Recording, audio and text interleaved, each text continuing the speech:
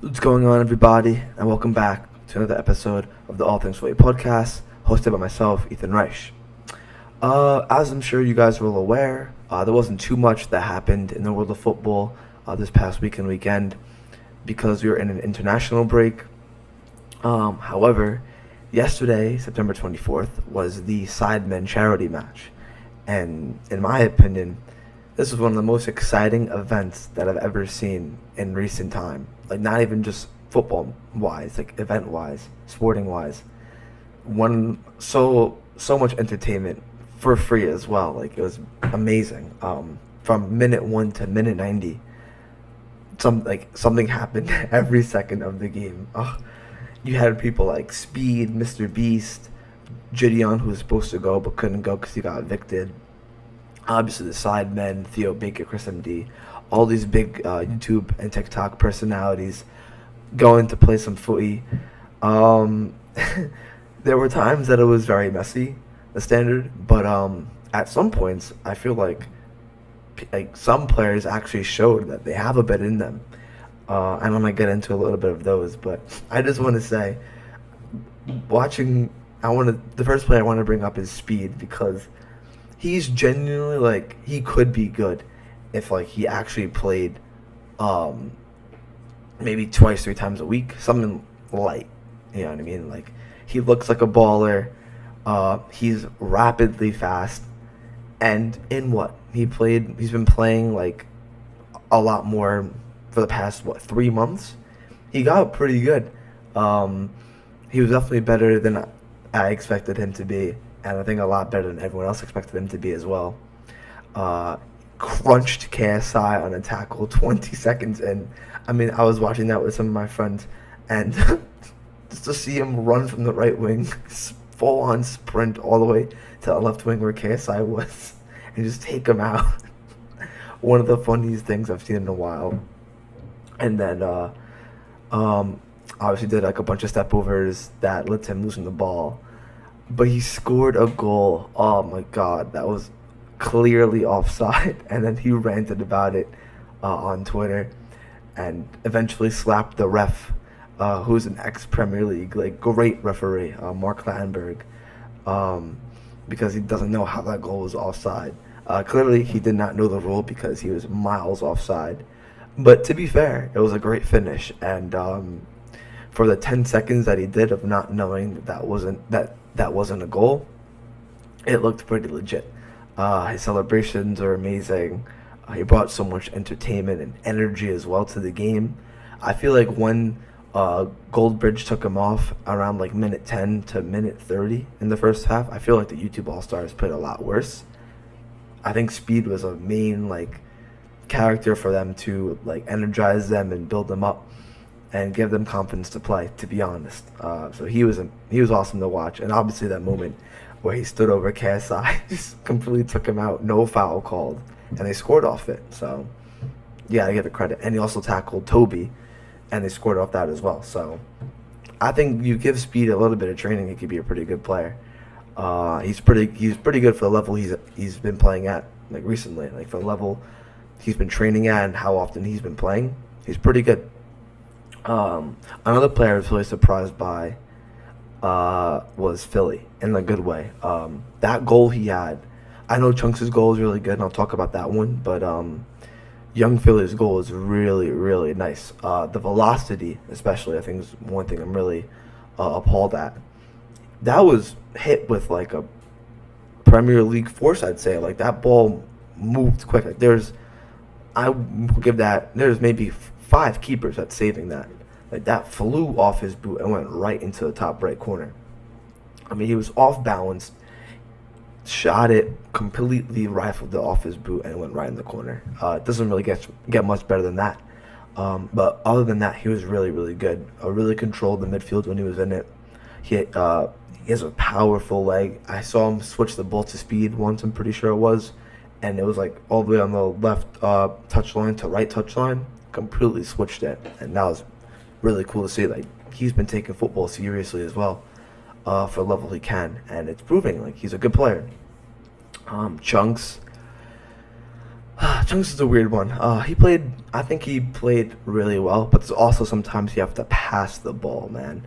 It got me really, really upset because he'd get by one, and there'd be three players wide open screaming for the ball who's, no offense, more agile than Chunks. Like, it'd be like Noah Beck, Philly, Theo Baker, and he just would not pass the ball. And he'd lose it, and Simon would counter right after. That just got me tight. But like the actual technical ability of Chunks is really, really good. That goal he had, that was the first goal I believe for YouTube. Just pinged it. It was kind of like a chip in a way, like a chip slash cross, and it went right into the top corner. Pie faced the goalkeeper. We'll talk about the goalkeepers in a second, but Pie was like a little bit out of position, and Chunks saw that, sprayed one top left. The two best friends scoring top left and top right goals. They were pretty damn good goals, so a great moment for them. A player who I thought was going to be a lot better than he was Chris MD. This is no offense to him, but I just expected a little bit more from him. I feel like every time he tried to dribble, he was always stumbling. I don't know why. I would just see him struggle to stay on his feet, like, and continue driving the ball straight. He would always like take a little tumble and it'll mess up his touch, things like that. But he scored a goal. I would not be happy if I scored that goal. I know Chris wasn't either.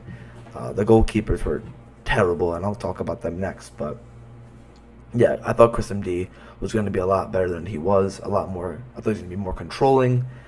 Him and Mini Minter linked up very well sometimes, though. But there were some times where Chris just like lost the ball or misplaced a pass here and there. But the main issue I had with him was like how quick he was to stumble. I don't know why that is, but he played pretty well though, I guess, for the level that is mainly going on that pitch. And yeah, the goalkeepers. Damn. You put this water bottle in goal, I swear it'd be better than. And it would save some of the shots that went in. Some of the goals that you can't save are probably the Chunks one, the Philly one. You could probably save the Vic Star one. It was a good finish, to be fair. Wasn't hit with a lot of power though. I would probably save that. No offense. The Mini Minter one where he was like, "Where are my options?" Like for a cross and just shot it. Like you as a keeper, you could be a little bit off your line in that situation, but to be like outside the goalie box is crazy. I mean, you left the goal completely wide open. Yeah, those goals. Pie had and the Chris MD goal and the other Mini Minter goal that hit right at Cal, and you just like tried to kick it out. Like you could use your body and your hands. Like, that's what a goalkeeper's being like. It's for. Yeah, some of the Pie saved as well. Like he should have saved a lot of shots as well. But credit to him, I thought that Theo Baker free kick in the last minute would have went in, and it was a pretty easy save to make. But I was surprised it was saved, to be honest. But yeah, the keepers were pretty bad. If I was playing, I would just shoot once I get the ball. To shoot something on goal, guarantee it's got a good chance going in. And yeah, Harry Pinero at the back as well. At the back, and he's called fucking back on him. Pause on that. But he looked really, really good. I know he said his preferred position is center mid, like CDM center mid. But for his height and his strength, I think he'd be much better at center back. He was really, really good. I know, again, like Mini Minter, I think he's a good shot on him, but not the most like agile and not the best dribbler in the world. I think that's fair to say. So it really wasn't hard to deal with Mini Minter sometimes. All you gotta do is stand him, and I'm sure you'd get a block in at least. But other than that, he handled Chris well, handled Toby well, and really solidified as he's conceded 8 goals, but really handled the Sidemen attack really well. And then Noah Beck, this the best player on YouTube. He was pretty good. I think he could have been a lot more attacking, but I think that was his choice not to be. He kind of knew maybe it wasn't the space for him. But he got like 2 assists, I'm pretty sure, and ran the game pretty well. I felt he had a good lot of stamina to him, which is really good. But if I was him or Theo, I would have just picked up the ball and just ran through that Sidemen defense. Because no way Zerka's catching me, respectfully. Um, and one more comment on the Sidemen game. The two best players, I think, from the Sidemen in a 11v11 match are Ethan Bazinga and Rhoda Shaw. I think they're the two most solid players on that team. I've never seen Harry have a bad performance in a football match. Like, I think he's perfect at like CDM center back. Very no nonsense, when in doubt, get it out type of player. Very controlling as well. And Ethan very controlled with the ball. Like, he's one to just like distribute it, as opposed to Harry, who I mentioned is like no nonsense, get it cleared, whatever. I think they're a good CDM slash center back pairing for the Sidemen, and I think they controlled the back a lot for them, handling Nico, Chunks, Philly, and the rest of the YouTube attack. But other than that, it was a really good game. Well commentated by Spencer, Stephen Tries, Munya, and Els. A lot of entertainment throughout the whole event, and I really enjoyed it. And hopefully, I'll be able to fly over for the next one and actually attend it in person. I think that would be awesome, but probably that won't happen. But yeah, that was a Sidemen game, and then we had a couple of international friendlies I want to talk about. We had USA lose 2-0 to Japan. Not something I would have expected, to be honest. I thought we would have played better, but I hope it's just a little like friendly that's really not taken seriously, and we get it together. But the one game I really want to talk about is the England game versus I believe it was Italy. They played and lost to 1-0. People are calling Southgate to go. Is it the right move? Is it not the right move? I mean, we're less than 2 months away from the World Cup. Is it right and justified to fire Southgate?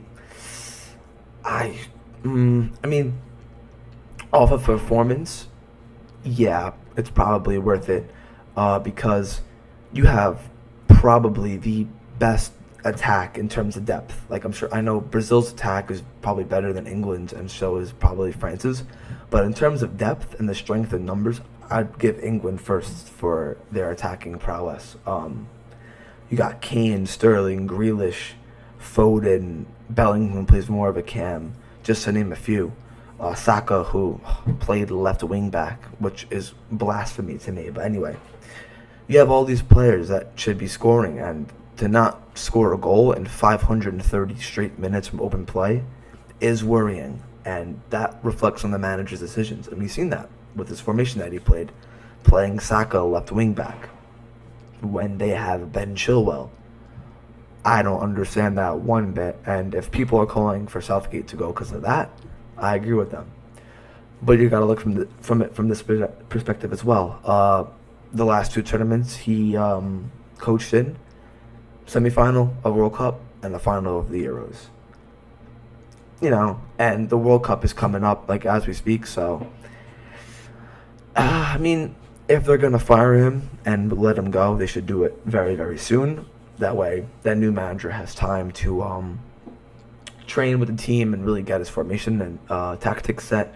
Because I remember last World Cup, Spain fired, Lopetegui, and the other manager had like 3 to 4 weeks to train with his side and get to know the side.